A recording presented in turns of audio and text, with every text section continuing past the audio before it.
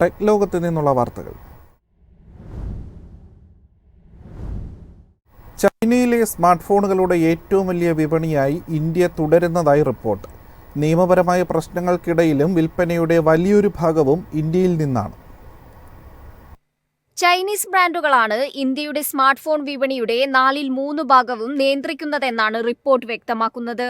ഓപ്പോയുടെ ഇന്ത്യയിൽ നിന്നുള്ള ആഗോള സ്മാർട്ട് ഫോൺ വിൽപ്പനാ വിഹിതം 2023 31% നിന്ന് 2024 മൂന്നാം പാദത്തോടെ 36% ഉയർന്നു. 2022 ഓപ്പോ, വിവോ എന്നിവയ്ക്കെതിരെ നികുതി വെട്ടിപ്പ്, കള്ളപ്പണം വെളുപ്പിക്കൽ എന്നീ ആരോപണങ്ങളിൽ ED നടത്തിയ തിരച്ചിലുകൾ ഉൾപ്പെടെ രാജ്യത്ത് നിയമപരമായ പ്രശ്നങ്ങളിൽ കമ്പനികൾ കുടുങ്ങിയിരുന്നു. എന്നിട്ടും വിൽപ്പനയുടെ വലിയൊരു ഭാഗവും ഇന്ത്യയിൽ നിന്നാണ് എന്നത് ശ്രദ്ധേയമാണ്.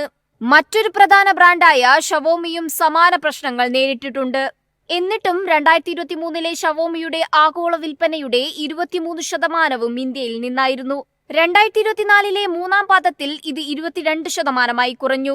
OnePlus ഇന്ത്യയെ നിർണായകമായ ആഗോള വിപണിയായി ഉറപ്പിച്ചു കഴിഞ്ഞു. 2023 ആഗോള വിൽപ്പനയുടെ 79% ഇന്ത്യയിൽ നിന്നായിരുന്നു.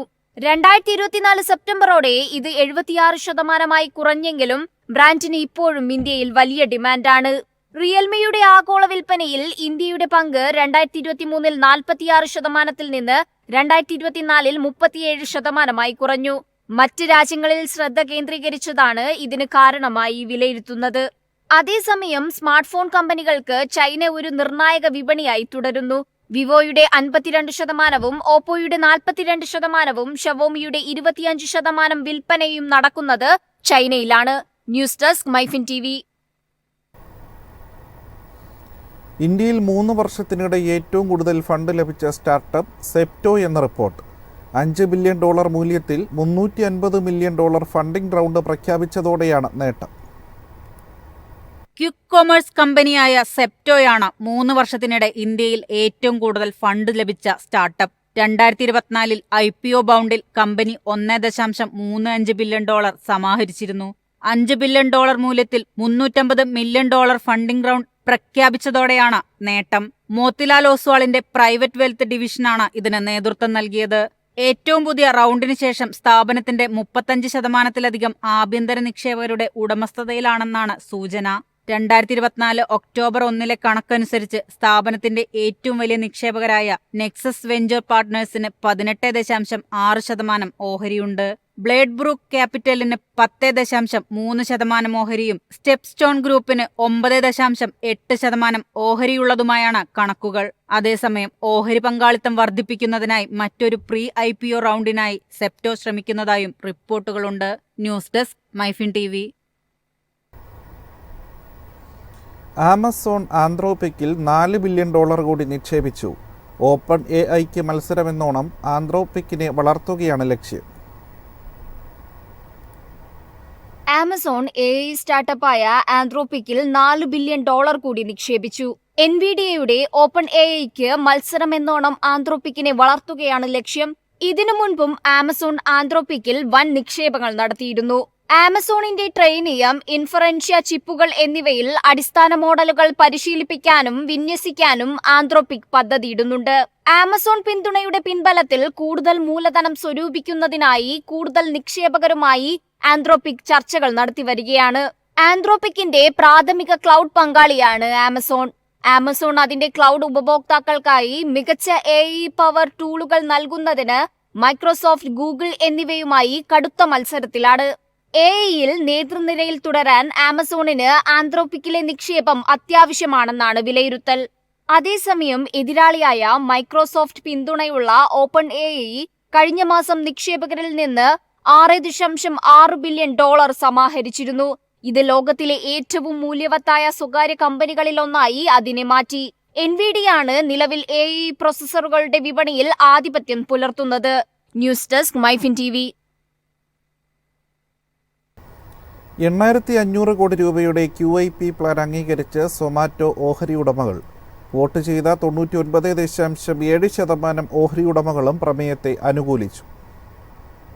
സൊമാറ്റോയുടെ ഓഹരി ഉടമകൾ ക്വാളിഫൈഡ് ഇൻസ്റ്റിറ്റ്യൂഷണൽ പ്ലേസ്മെന്റ് വഴി 8500 കോടി രൂപ സമാഹരിക്കാനുള്ള പദ്ധതിക്ക് അനുമതി നൽകിയതായി കമ്പനി അറിയിച്ചു. വോട്ട് ചെയ്ത 99.7% ഓഹരി ഉടമകളും പ്രമേയത്തെ അനുകൂലിച്ചു. കമ്പനി കഴിഞ്ഞ മാസം പുതിയ മൂലധനം സമാഹരിക്കുന്നതിനുള്ള പദ്ധതി പ്രഖ്യാപിച്ചിരുന്നു. ഇന്ത്യൻ സ്റ്റോക്ക് എക്സ്ചേഞ്ചുകളിൽ ലിസ്റ്റ് ചെയ്തിരിക്കുന്ന കമ്പനികൾക്ക് ഓഹരികളോ മറ്റു സെക്യൂരിറ്റികളോ വിറ്റ് പണം സ്വരൂപിക്കുന്നതിനുള്ള ഒരു മാർഗമാണ് ക്വാളിഫൈഡ് ഇൻസ്റ്റിറ്റ്യൂഷണൽ പ്ലേസ്മെന്റ്.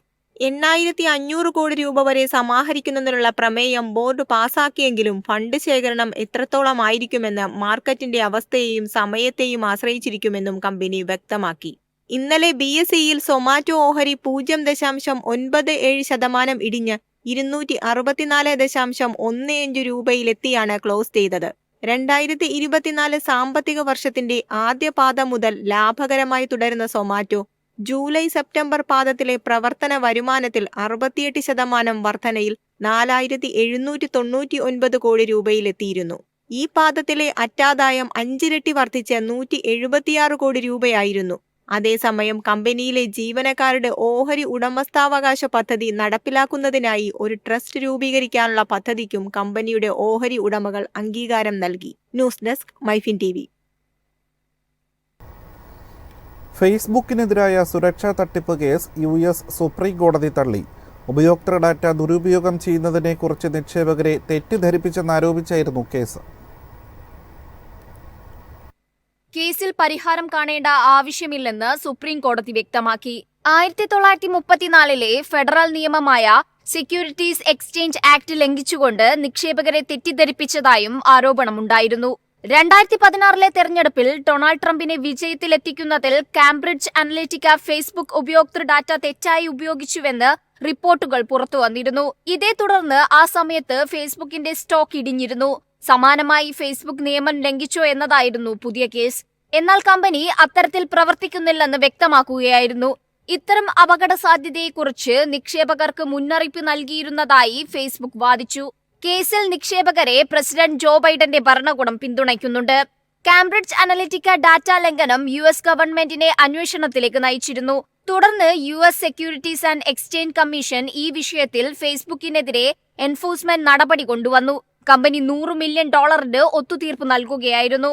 ഈ വിഷയത്തിൽ US federal trade commission Facebook $5 billion പ്രത്യേകം പിഴയായി നൽകേണ്ടിയും വന്നു. News desk MyFin TV.